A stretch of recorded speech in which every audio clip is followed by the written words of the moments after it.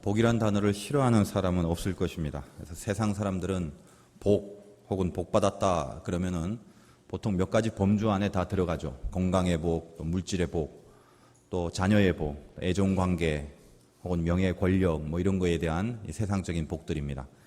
그것은 나쁜 거는 아닙니다. 우리가 이 땅을 살아가면서 그런 복들을 누리면 또 감사하고 또 못 누리는 것보다 누리고 사는 게 훨씬 더 편리하기 때문에 그것을 싫어하거나 나빠하지는 않습니다. 그런데 하나님이 우리들에게 원하시는 가장 근본적이고 또 본질적인 복은 분명히 정해져 있죠.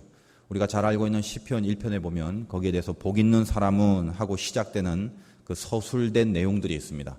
세 가지로 분류가 돼서 나오죠. 악인의 꾀를 쫓지 아니하고 죄인의 길에 서지 않고 오만한 자의 자리에 앉지 않는다. 이것을 복 있는 사람의 대표적인 삶의 내용으로 규정을 하고 있습니다. 그러니까 내가 하나님의 차원에서 입각하여 내가 과연 복 있는 사람인가 아닌가를 살펴보려면 얼마나 아픈 데가 없고 가진 게 많냐를 점검하는 것보다는 이 말씀에 근거하여 내가 과연 악인의 악한 생각을 하고 있지 않는가, 죄인의 길에 접어들고 있지 않는가, 오만하고 교만하지 않는가를 살펴보는 것이 훨씬 하나님 마음에 합한 복된 사람의 그 방법일 것입니다. 요즘 이제 저희 교회가 이래저래 정리하고 공사하느니라 좀 분주합니다. 저도 개인적으로도 분주하고 그런 가운데 있으면서 이 진행가는 가운데 저도 참 복받은 사람이다, 또 복받은 교회다 이런 생각을 많이 하게 돼서 감사합니다.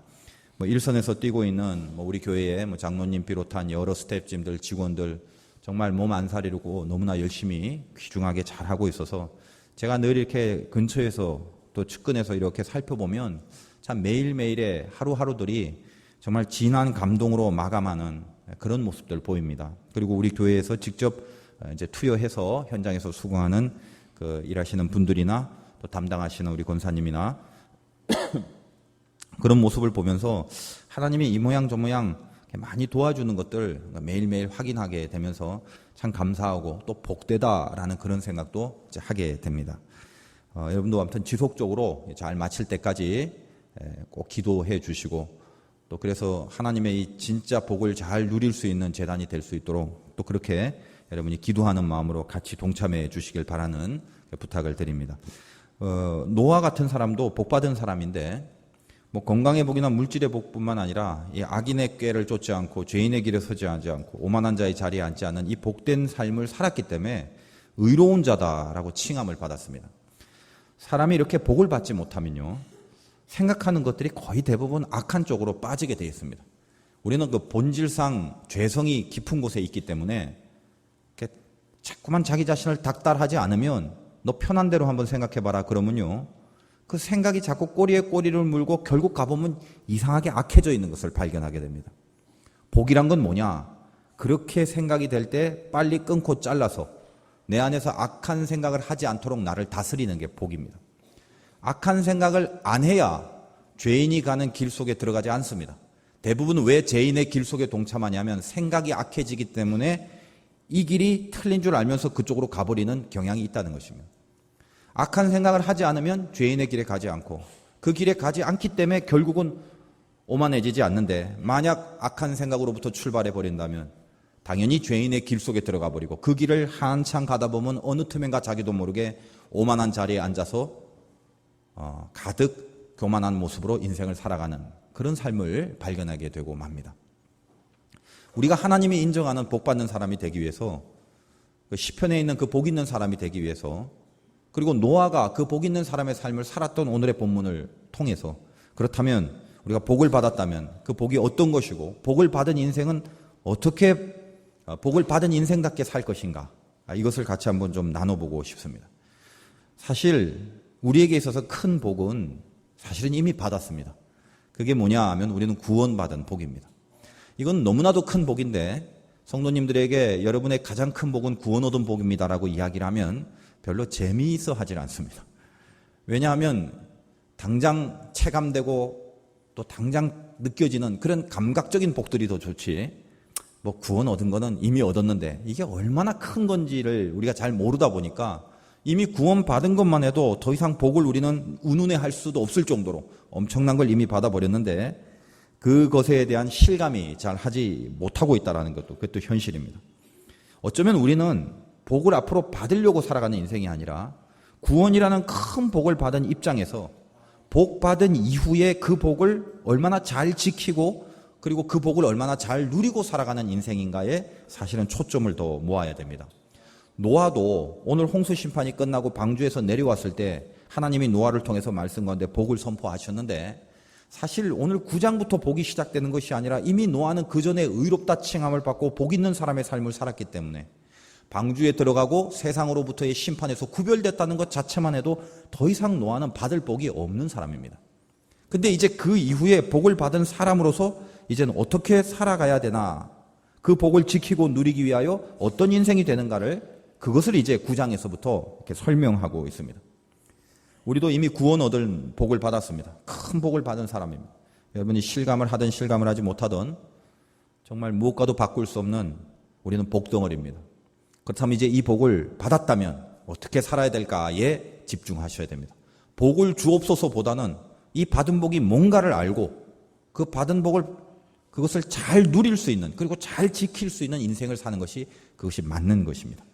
자, 복을 받았다면 어떤 인생이 펼쳐지는지 두 가지를 한번 보겠습니다. 첫째는 하나님의 말씀이 들립니다. 자, 우리가 복을 받았다면 그 증거로 하나님의 말씀이 들린다는 것입니다. 하나님의 말씀은 내가 들으려고 해서 들리는 것이 아닙니다. 다시 시편 1편으로 가버리면 복 있는 사람은 악인의 꾀 쫓지 않고 죄인의 길에 서지 않고 오만한 자의 자리에 앉지 않고 뭘 하냐? 그러고 뭘 하냐? 오직 여호와의 율법을 즐거워하고 그 율법을 주야로 묵상하는 자다. 하나님의 율법을 말씀을 즐거워합니다. 그리고 그 말씀을 즐거워하고 그 말씀을 묵상하는 자가 복 있는 사람이라고 합니다. 그러면 말씀을 즐거워하고 묵상하려면 그 말씀이 뭔지를 이렇게 들어야 되겠죠. 하나님이 나에게 어떤 말씀을 하는가를 들어야 됩니다. 근데 이게 내가 듣고 싶다고 듣는 게 아니라는 것입니다. 하나님 말씀은 라디오가 아닙니다. 틀어볼까? 자기가 기분 좋을 때 듣고 싶어서 딱 틀면 말씀이 막 나오고, TV처럼 리모컨을 조정하면 내가 지금은 좀 말씀을 보고 싶으니까 봐야겠다. TV는 나올지 몰라도 하나님의 말씀은 TV나 라디오처럼 키는 게 아니죠. 하나님은 인격체이십니다. 그래서 인격체이신 아버지가 그의 자녀에게 어떤 말을 할 때 비로소 그 말을 들을 수가 있습니다. 말을 안 하시면 아무리 들으려고 해도 들을 수가 없습니다. 하나님은 누구에게 말씀하시냐면 당신의 자녀에게 이야기를 하는 거예요. 아니, 자기 자녀도 아닌데 공부하란 말 뭐 하려고 합니까? 자기 자녀 아닌데 건강하게 살아라, 복되게 살아라, 좋은 말 할 필요가 없죠. 인격체이신 하나님은 우리에게, 즉 자녀에게 와서 어떤 말씀을 하십니다. 다시 말해서 복 있는 사람은 자, 이제 내가 하나님 말씀을 즐거워하기로 했어. 난 이제 하나님 말씀을 듣고 즐거워할 테야. 이제 시작해보자. 그런다고 해서 묵상이 되는 게 아니라는 것입니다. 하나님이 먼저 말씀을 하셔야 됩니다. 이게 제일 중요합니다. 그런 의미에서 복 있는 사람은 이미 자녀입니다. 자녀. 하나님의 말씀을 묵상하고 즐거워할 줄 아는 자는 자녀가 됐기 때문에 그게 가능한 것이고, 자녀가 됐기 때문에 하나님이 먼저 말씀을 하셨고, 그게 복이라는 거예요. 저나 여러분이 오늘 이 자리에 앉아 있기까지 스스로의 의지나 스스로의 발걸음으로 나왔다고 생각하시는 분들도 있겠지만, 가만히 돌이켜보면 하나님의 먼저 다가와서 하신 말씀, 하나님의 먼저 보내신 그 초청과 요구, 부르심, 그거 없이는 아무도 자기의 혼자 힘으로 이 자리에 나와 있을 수 없습니다. 제 경우를 본다면 저는 기독교 가문에서 태어나지 않았습니다. 가끔 이런 생각해요. 어떻게 내가 지금 하나님을 믿게 되었을까? 또 더군다나 그냥 믿는 것이 아니라 이렇게 목사가 돼서 목회를 하기까지 얼핏 이렇게 스치는 인생을 보면 너무 신기하기에 짝이 없습니다. 저는 누구의 전도를 받은 적도 없으며 누구 손에 이끌려서 간 것이 아니라 제가 자발적으로 교회에 다니기 시작한, 제가 자발적으로 교회에 나간 그런 케이스입니다.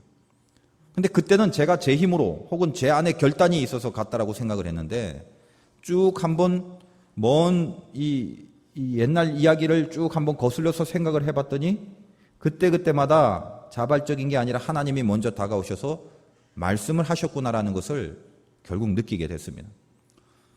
제 개인의 인생입니다만 저 어렸을 때부터 한 몇 가지의 그 사건들이 좀 있었습니다. 저는 동대문구 휘경동에서 태어났는데 제 말도 잘하지 못할 아주 어렸을 때 그 기억이 굉장히 생생합니다. 제가 머리가 좋아서 그 옛날 이야기를 아는 것이 아니라 워낙 제가 강하게 받아들인 느낌이 있어서 생생한 장면이 있다는 거예요. 어릴 때는 왜 그렇게 눈이 많이 왔는지 모르겠습니다. 지금은 크니까 눈이 많이 와도 상대적으로 작게 보이는지, 옛날엔 조그맸으니까 조금만 와도 크게 보이는지 모르겠습니다만 펑펑 내리는 눈이 오면 동네 형들하고 이렇게 가서 눈싸움을 많이 하고 그러죠. 그때는 제가 기억이 납니다. 잘 걷지도 못하고 뭘 이렇게 들 수도 없고, 근데 형들이 던지는 눈에 많이 맞아갖고 너무 막 화가 나고 막 그런 기분이 아직도 지금 기억이 납니다. 근데 복수를 하고 싶은데 힘이 딸리고 뭘 할 수 없으니까 그냥 울면서 그냥 안타깝게 있었어요. 근데 그때 어떤 한 귀퉁이에서 제가 하늘을 이렇게 바라봤던 생각이 나는데, 그 하늘에 그땐 제가 우리는 기독교 가문도 아니라 하나님이 뭔지 이런 것도 하나도 모르죠.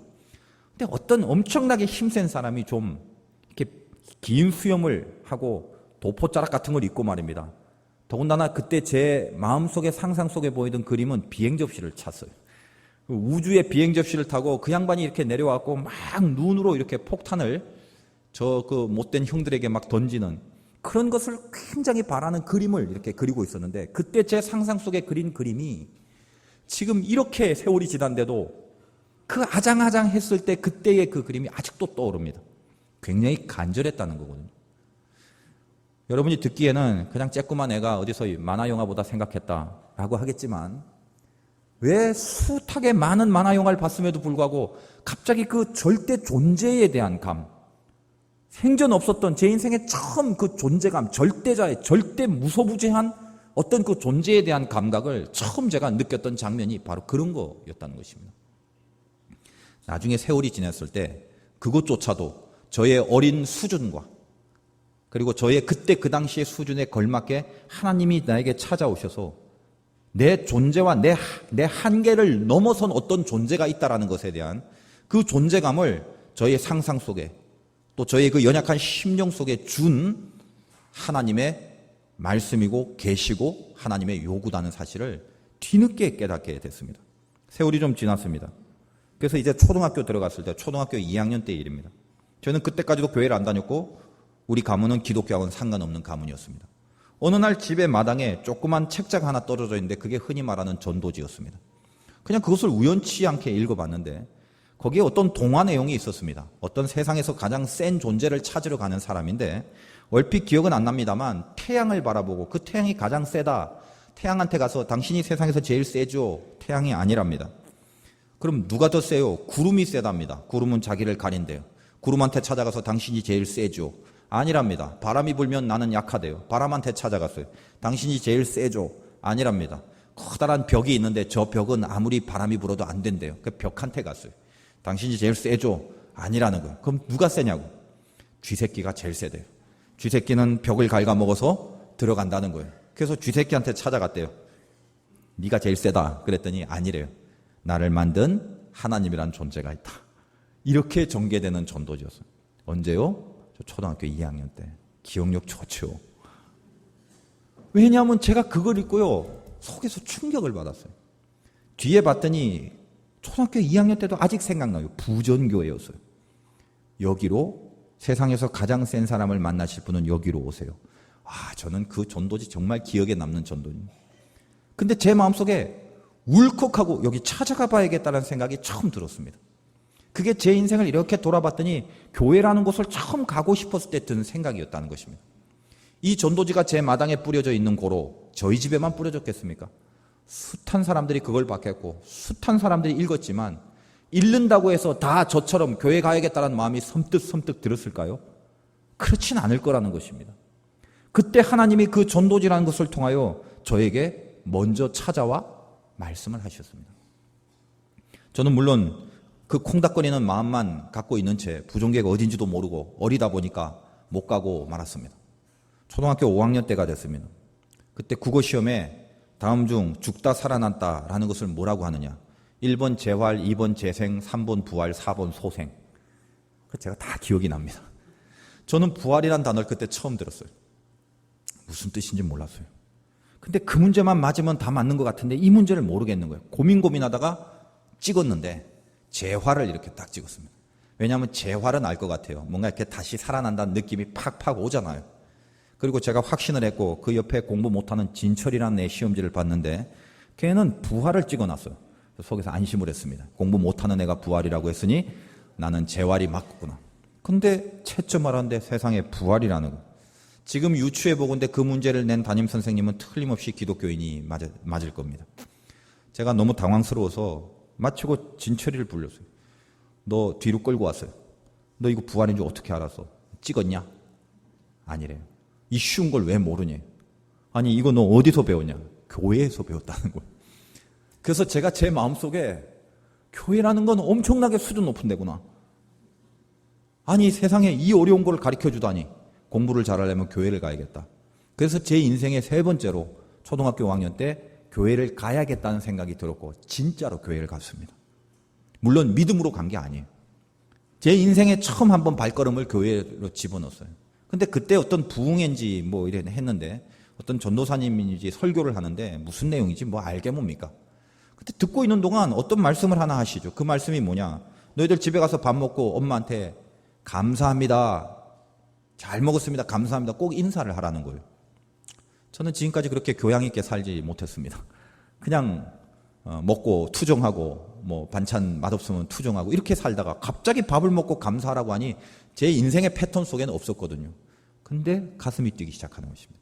이거 해야 되겠다는 생각이 드는 거예요. 그래서 집에 가는 발걸음 내내 속에서 충돌이 일어납니다. 저분은 나에게 감사하라고 얘기를 했는데 왠지 해야 될 것 같고 이제까지 나는 안 해왔고 엄청나게 스트레스를 받았어요. 집에 와서 밥 먹는 그 순간까지 그리고 밥 숟갈을 놓을 때까지 밥 먹고 나서 감사합니다 할까 말까 망설였다는 거예요. 그리고 밥을 다 먹고 물까지 마시고 잠시 생각을 했습니다. 그래서 했겠습니까? 못했습니다. 못하고 쓸쓸한 실패감을 안고 제 방으로 왔습니다. 실패죠, 실패. 그 어릴 때 느끼는 실패지만 사실 그 원리는 지금이나 그때나 변함이 없습니다. 여러분도 하나님이 요구하시는 것을 해야 된다는 생각이 있지만 내 자아가 강하여 충돌하여 하나님의 뜻을 내 삶 속에서 이루지 못하면 깊은 실패감을 느낍니다. 제가 어릴 때 그 유치한 싸움이지만 사실 그 원리는 지금이나 예전이나 똑같습니다. 그래서 저는 그때 그 실패의 쓰라림을 알아서 웬만하면 실패하고 싶지 않습니다. 그때 저에게 준 아무것도 아닌 경험이지만 그 실패가 얼마나 나를 좌절케 하는가를 그때 느꼈기 때문에 사실 그것이 저에게는 어떤 일을 아직도 실패하는 게 많습니다만 승리하는 게 더 낫다라고 생각하는 아주 귀한 근거가 되어줬습니다. 어쨌든지 그때 그 전도사님인지 목사님인지 그분의 그 설교를 밥 먹을 때 감사라고 하는 설교를 저만 들었습니까? 숱한 사람이 들었겠지만 저처럼 충돌을 일으키고 그것 때문에 갈등했던 사람은 그다지 사실은 전부 다는 아닐 거라고 생각을 합니다. 왜냐하면 하나님이 그때 그 목사님의 말씀을 통하여 저에게 먼저 말씀을 하셨기 때문에 저는 그 말씀을 받아들였습니다. 세월이 지나고 이제 그 이후로 또 교회를 안 갔습니다. 그때 한번 가고. 제가 본격적으로 정말 신앙생활을 하려고 믿음 생활을 하려고 첫 발을 들였던 건 고등학교 때였습니다. 그때 고등학교 때는 불어닥치는 고난이 견딜 수가 없었습니다. 그래서 이걸 내 힘으로는 도무지 이길 수가 없어서 나를 도와주시는 어떤 분이 없으면 안 될 것 같다라는 본능적인 간절함이 생겨서 이제는 내가 신자가 돼야겠다라는 생각으로 내 발로 교회를 찾아갔습니다. 인생의 과정을 쭉 봤더니 겉으로 보면은 내 발로 간 거고 누가 나를 손붙잡아 간 건 아니지만 사실은 그 어렸을 때 비행접시 타고 등장하신 그 스크린에서부터 시작하여 알게 모르게 나에게 먼저 와서 나에게 말씀을 하신 하나님의 존재가 있다라는 것입니다. 분석을 해보니까 그렇더라는 것입니다. 이 중에도 동일한 설교를 듣고 있지만 이 설교를 통하여 하나님이 여러분에게 먼저 말씀을 하신 그 영혼이 하나님의 말씀을 가슴에 받아들이게 됩니다. 똑같이 앉아있지만 여기 앉아있는 누구나가 오늘 이 설교를 통하여 은혜를 받거나 각성이 생기거나 그렇진 않습니다. 이 소리는 그냥 사운드일 뿐입니다. 이 소리를 통하여 하나님이 인격체이신 아버지가 여러분 한 영혼을 찾아가셔서 지금 이 설교를 통하여 말씀을 하실 때 이르시되라고 말하실 때 그때 우리는 하나님의 말씀을 하나님의 말씀으로 듣게 되는 것입니다. 먼저 오셨다라는 거예요. 수많은 사람들이 이 당시에 살았지만 하나님은 노아에게만 말씀하셨습니다. 노아만이 들을 수 있었습니다. 노아가 찾아가서 들은 것이 아니라 하나님이 오셔서 먼저 노아에게 말씀을 하셨습니다. 그것 자체가 복입니다. 왜요? 하나님의 자녀로 인정을 했고 하나님의 자녀로 여겨주셨기 때문에 하나님이 노아에게 말을 하신 것입니다. 오늘도 9장 1절을 다시 한번 봅시다. 여러분 일주일 내내 하나님이 여러분에게 찾아와서 말씀하신 이 말씀이 이거라는 겁니다. 하나님이 노아와 그 아들들에게 복을 주시며 그들에게 이르시되, 여러분 마음속에 기억하십시오. 이르시되, 이게 그냥 있는 말이 아닙니다. 아무에게나 하나님이 이르시지 않습니다. 당신의 자녀로 이미 복을 준 사람에게 이르시는 겁니다. 이르시되 생육하고 번성하여 땅에 충만하라. 하나님, 오늘도 자녀 삼아 주셨는데 하나님이 나에게 복을 주셨기 때문에 오늘 이 말씀이 남의 말이 아니라 나에게 들려집니다. 이 말씀이 내 가슴에 새겨집니다. 나에게 복을 주셨기 때문에 드디어 이르시는군요. 나에게 이르시되 생육하고 번성하고 땅에 충만하라. 만약 우리가 이 말씀을 듣고 하나님이 나에게 어떤 말씀을 주셨구나, 그래서 하나님의 말씀을 따르려는 어떤 움직임이 꿈틀대고 있다면 그거는 우리가 우리 안에 어떤 거룩한 실력이 있어서가 아니라 이미 하나님이 나에게 복을 주셨고 이미 복이 있기 때문에 이 하나님의 말씀이 들리고 하나님의 말씀을 따라야겠다라는 어떤 요동침이 있다라고 그렇게 우리 자신을 바라볼 수 있어야 됩니다. 복을 받은 것에 대한 증거입니다. 움찔거리고 결단이 생기고 다시 한번 잘해봐야겠다, 내가 정신 차려야겠다, 아직 못난 게 많았는데 역시 하나님의 말씀을 기억해 보니까 나는 고쳐야 될 게 많구나, 다시 힘을 내자, 이런 마음들이, 이런 조짐들이 우리 안에 일어나는 거 뭐라고요? 복받은 자의 증거라는 것입니다. 물론 우리는 실력이 없습니다. 그래서 하나님의 말씀을 따르겠다는 각오가 생기기도 하지만, 물론 그거는 틀림없는 복이지만 반드시 그렇게 살아야 되는데 그렇게 살지 못해서 생기는 안타까움도 있을 것입니다. 이게 맞다라고 생각되는데 실력이 아직 그렇게 가지 못하니까, 내공이 딸리다 보니까 이러면 안 되는데 하면서도 결국은 안 되는 줄 알면서 왜 그랬을까로 끝나는 그런 약한 모습이 있다는 겁니다. 그러나 실패이긴 해도 그것 때문에 하나님의 뜻을, 그 말씀을 따르지 못해서 생기는 안타까움조차도 복받은 자에게 가능한 감각입니다. 그러니 여러분이 새 힘을 내고 새 결단을 하든 혹은 속에서 아직 안타까워서 상태가 별로 안 좋은 상태라서 더 해야 되는데 왜 이럴까 하는 것조차도 이미 그것 자체가 하나님의 복을 받은 다음에 생기는 현상들이라는 것입니다. 그랬을 때 불현듯 얼마나 큰 감사함이 있습니까? 그래, 더 잘해야겠구나. 아직 잘 못하지만 내가 복을 받은 존재이기 때문에 이런 갈등도 있고, 복을 받은 존재이기 때문에 이렇게 잘하려고 하는 그런 마음도 생기고, 잘 안 되고 실패하지만 하나님이 나를 버려서가 아니라 복 받았기 때문에 생기는 심령이구나. 그것이 얼마나 감사한 거냐라는 것입니다. 여러분 마음속에 하나님의 말씀을 지키려는 애씀, 그리고 하나님의 뜻이라고 여겨지는 것들이 내 안에 있는 욕심과 자꾸 충돌하고 내 안에 정욕과 충돌해서 참 갈등을 일으킬 때, 그때 한 발 뒤로 물러가셔서 그 갈등이 좀 이길 수 없고 그 갈등이 좀 이렇게 너무 심해서, 너무 세서 뻔히 하나님의 뜻인 줄 알면서도 잘 안 되는 게 있을 때는 한 발 잠깐 물러서서 나를 다시 한번 보십시오. 내가 누구라고요? 이렇게 갈등을 하고 있는 나조차 하나님이 복을 주셔서 이 갈등이 되어진다는 걸 아는 순간 한 발짝만 물러서시면 나는 하나님 앞에 복받은 귀한 존재라는 것을 생각하게 됩니다. 그러면 갈등 때문에 어렵고 그 갈등 때문에 힘들어하기 전에 이미 복받은 존재라는 것에 대한 감사와 평강과 은혜가 먼저 찾아오게 돼 있습니다. 복받은 사람입니다. 얼마나 감사한지 모릅니다. 너무 화내지 마십시오. 너무 짜증내지 마십시오. 너무 안 된다고 하지 마시고요. 틀렸다라고 하지 마십시오. 여러분이 이미 복받은 존재입니다. 복을 받았다면 두 번째로 우리에게는 영적인 지경이 넓어집니다. 하나님의 말씀을 첫째로 들을 수 있는 것과 영적인 지경이 넓어진다는 것입니다. 원래 인간에게 내린 하나님의 복은 창세기 1장 28절에 있는데 잠깐 살펴보면 이렇게 표현되어 있습니다. 하나님이 그들에게 복을 주시며 하나님이 그들에게 이르시되 생육하고 번성하여 땅에 충만하라. 오늘 읽은 본문하고 똑같죠. 땅을 정복하라. 바다의 물고기와 하늘의 새와 땅에 움직이는 모든 생물을 다스리라 하시니라.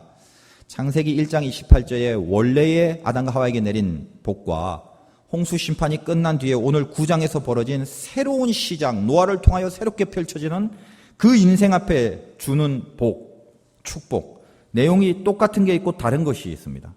그것을 한번 살펴봅시다. 똑같은 건 뭐냐면 생육하고 번성하고 땅에 충만하라. 그건 똑같습니다. 오늘 다시 9장 1절 봅시다. 그들에게 이르시되 중간에 생육 번성 땅에 충만.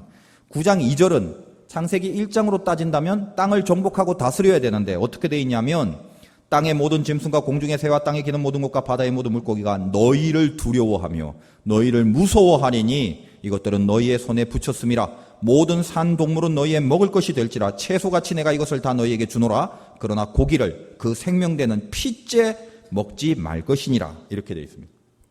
같은 게 있고 다른 게 있죠.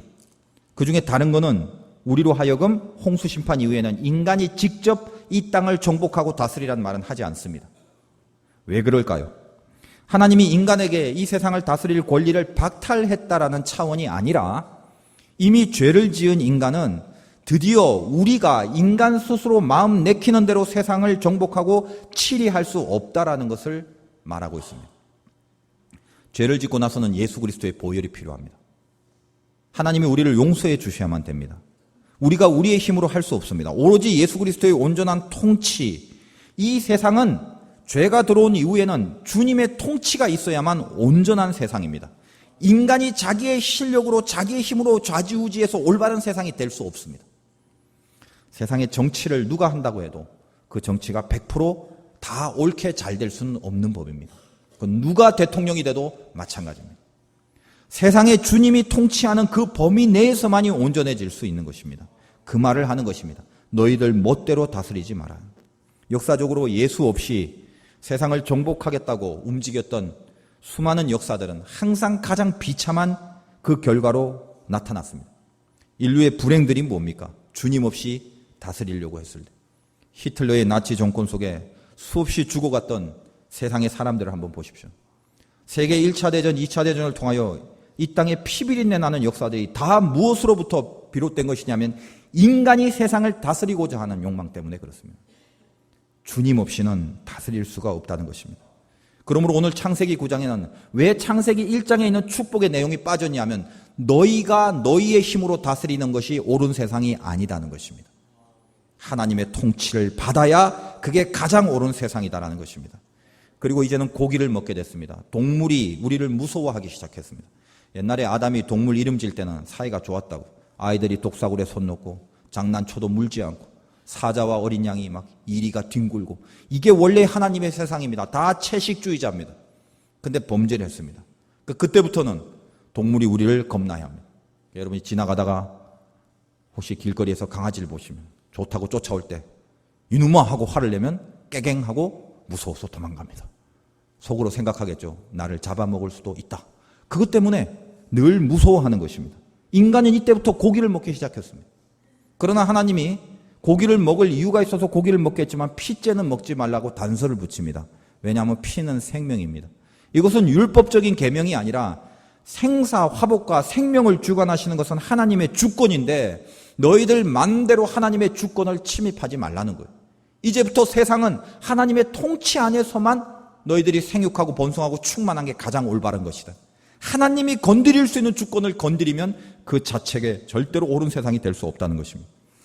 그거를 상징화시켜서 요구하는 내용이 고기는 먹되 피째는 먹지 말라는 것입니다. 이제 우리는 하나님 안에서 생육과 번성과 충만의 복을 받았습니다. 이것은 무엇을 말하는 것입니까? 노아를 시작으로 해서 그 노아가 이제 생육하고 번성하고 충만해야 됩니다. 다시 그 복을 받아 누려야 됩니다. 그의 의로움이 생육, 자라나야 됩니다. 우리의 의로움과 믿음이 자라나야 됩니다. 그의 의로움이 번성해야 됩니다. 우리의 믿음이 확장돼야 됩니다. 그리고 그의 의로움이 충만합니다. 우리의 믿음과 우리 안에 있는 성령이 충만하여 내 안에 내 주변의 악한 것들이 이 충만한 기운을 딛고 다 떨쳐져 나가고 우리의 지경이 영적으로 확장되는 것. 이것이 우리에게 내린 복입니다. 복 받은 자가 반드시 그렇게 살아야 된다는 삶의 내용입니다. 여러분이 복을 받았으면 그 자리에 머물러 있으면 안 됩니다. 목표를 가져야 됩니다. 저는 이 목표를 사명이라고 하는데, 여러분이 복을 받았다면 세상은 사명을 갖고 살아야 됩니다. 왜 인생이 무기력해지냐? 다른 이유 아무것도 없으면 사명이 없어서 그렇습니다. 사명이 없으면 보약을 아무리 드셔도 힘이 빠집니다. 사명이 없으면 아무리 문제가 없고 인생에 고민이 없다 할지라도 저 깊은 곳에서 불이 생기질 않습니다. 사명이 없기 때문에 다 낙담합니다. 사명이 없으니까 쓸데없는 것에 열정을, 쓸데없는 것에 집착하게 됩니다. 사명입니다. 생육하고 번성하고 땅에 충만하라는 것 자체는 우리의 목표고 사명입니다. 여러분이 이 예배를 통해서 저와 여러분이 복받은 자다운 목표, 그렇구나, 내가 참 고난도 있고 내 코가 석자긴 하지만 나에게는 하나님이 복을 주셨기 때문에 내 의로움과 믿음이 자꾸 자라고 번성하고 치고 나가서 영적 지경을 넓히는데 내가 하나님의 통로가 돼야 되겠구나라는 목표가 생겨야 됩니다. 그걸로 가슴이 기대가 돼야 돼요. 바로 살자. 사명 갖고 살자. 영의 세계를 확장시키는 것입니다. 우리 신앙생활을 해보면 영의 세계를 확장시키라고, 이 의의 세계를 확장시키라고 지경을 넓히라는 표현을 하는데 가끔 좀 착각하시는 분들이 있어요. 지경을 넓히라니까 이게 땅 넓히라는 건 줄만 알고 자꾸 자기 욕심의 지경을 넓히는 데만 혈안이 되어 있는 사람들이 있습니다. 어떻게 하면 내가 갖고 있는 재물이 더 많아질까? 어떻게 하면 나를 도와주는 세상적인 인맥이 넓어질까? 내가 산 땅이 더 넓어질까? 내 통장에 돈이 더 많아질까? 참 중요하고 귀한 거지만 거기에만 혈안이 된다면 그것은 죄로 가게 돼 있죠. 하나님과 연결되지 않는 것들은 다 죄로 가게 돼 있겠죠. 우리에게 먼저 있어야 될 게 뭡니까? 이 땅에, 지상의 땅이 아니라 저 하늘의 땅을 넓히려는 목표의식. 이스라엘이 애굽으로 나와서 고생 많이 했습니다. 광야에서 연단도 굉장히 고생하면서 받았죠. 그 수많은 고난의 이유가 뭡니까? 가나안 땅에 가서 땅을 점령하여 확장하라고. 가나안 땅을 점령하여 확장하는 영적 의미가 뭐예요? 지금 오늘날 내가 당하고 만나는 사람과 환경과 처지와 직장 속에서 나를 통하여 하나님의 의와 믿음들이 계속 넓혀지는 일에 쓰임받으라는 것입니다. 그거 없이 홍해바다 건너와서 거기서 돗자리 펴놓고 나는 여기가 좋사오니 한다면 하나님이 우리를 구원해 주신 이 큰 복을 받은 자격이 없는 것입니다. 이 땅은 좁죠. 땅값도 참 비싸죠. 그러니까 이 땅을 살려고 하면 참 힘듭니다. 제가 이렇게 쭉 계산을 해봤더니 월급장이들은요, 평생 일을 해도 제대로 된 집 한 채를 못 삽니다. 계산상. 대부분이 다 월급 받고 살아가는데 그 사람들은 자기 집 한 채도 못 삽니다. 대대로 물려받은 돈이 없는 사람이 그냥 직장에서 월급 생활을 하면서 만약에 집을 샀다면 그 사람은 엄청나게 대단한 사람이거나 아니면 월급 받는 거 외에 다른 방법으로 돈을 모은 사람일 수밖에 없습니다. 그래서 대부분은 우리는 땅을 사기도 하고 좀 투기도 하고 뭐 이럽니다. 어쩔 수 없습니다. 땅이 좁으니까 자꾸만 땅을 살려고 그래. 제가 장례를 많이 치릅니다. 여러분도 느끼시죠? 수천 평을 갖고 있어도 나중에 묻힐 곳은 한 평이면 족합니다. 수만 평을 갖고 있어도 마지막 우리 인생에 얼마 남지 않은, 불과 이제 뭐 한 10년, 20년밖에 안 남는 사람도 왜 없겠어요? 마지막 갈 때 당신이 있을 곳은 한 평이면 족하다는 거. 그리고 나서 우리의 영혼이 하나님을 만났을 때 하늘에 내 땅이 얼마나 많은가 보다 보나 이렇게 쭉 봤더니 한 평도 없어요. 이제 영원히 같이 함께할 그곳에서 내가 기거할 땅이 하나도 없다? 얼마나 가난한 겁니까? 이 땅에서 딴 사람이 나를 뜯어먹고, 이 땅에서 딴 사람이 나를 빼앗고, 이 땅에서 참 미칠 것 같은 고난과 환난 속에서 내 걸 많이 빼앗긴다 할지라도 내가 이 땅에서 빼앗기면 빼앗긴 만큼 나는 부유한 사람이죠. 가난하면 빼앗길 것도 없잖아요. 내 마음이 빼앗기든 내가 희생해서 억장이 무너지는 고통이 있든 나를 물어가는 사람이 굉장히 많든 이 땅에서 내가 물릴 게 있다는 것은 부유하다는 것입니다. 그리고 그 사람은 하늘에 가면 물린 만큼, 뜯겨진 만큼, 주의 이름 하에 감수한 만큼 저 하늘의 땅이 분명히 있을 것입니다. 저 하늘의 땅은 어마어마합니다. 지금부터 여러분 작업하십시오. 이 땅의 땅값도 비싼데 너무 부동산 긁어 모으려고 하지 마시고 저 하늘의 부동산을 잡아요. 저 하늘의 땅을 내 거로 사도 돼요. 그게 무엇입니까? 영향력 있는 삶입니다. 여러분이 있는 곳에서 여러분을 통해서 영적인 세계가 확장될 때 하늘의 내 땅이 커지는 거죠. 여러분을 통하여 하나님의 의가 자꾸만 충만해야 됩니다. 내가 충만하여 저 사람도 충만해지는 거예요. 저 사람의 영혼을 내가 만나서 구원하고 저 사람이 하나님을 알게 되고 이런 과정들을 나를 통하여 이루어가면서 하늘에 한 평, 두 평하고 이렇게 내 땅이 생기는 것입니다. 이것을 영적인 지경이라고 합니다. 교회 요즘 공사에서 많이 좀 분주하고 번거롭기도 합니다. 근데 우리가 저렇게 공사를 하는 것이 무엇입니까? 우리는 뭐 리모델링이라는 말은 사실은 안 했습니다. 그 정도로 거창한 건 아니었는데 은혜 가운데 이렇게 필요한 부분들이 자꾸 보이고 또 이 팀들과 잘 접목이 되면서 참 감사하게 정말 그 신앙 안에서 주님 안에서 아름답게 협조해 가면서 가고 있습니다. 근데 제가 이 공사하면서 늘 기도하는 게 그거예요. 우리 공사의 가장 중요한 이유는 두 가지 아니겠습니까? 이 재단을 이쁘게 꾸며서 뭐 어떻게 하려고요? 너무 좋다, 막 이 조명이 너무 이쁘다, 야 간판이 멋있다, 이거 느끼려고 하는 것이 아니라 참 좋긴 좋습니다만 이유가 있죠. 만들어서 1번 더 많은 사람들이 영혼 구원을 할 수 있는 쓰임받는 재단이 되는 거고 2번 우리가 이 안에서 좀 더 하나님 앞에 온전한 사람으로 변화되기 위하여 쓰임받는 자리가 되는 것이죠. 그러니까 그걸 놓고 기도를 하니 그걸 놓고 하나님 이 공사가 왜 해야 됩니까? 항상 그 본질을 잊지 않고 그것 때문에 기도하는. 그러면 방향도 정해지고 하나님의 도우심이 분명히 있다는 것입니다. 오셔서 이렇게 보면 아시겠지만 들어오면서 우리가 만든 저 카페 이름을 제가 무화과 나무 아래라고 지었습니다.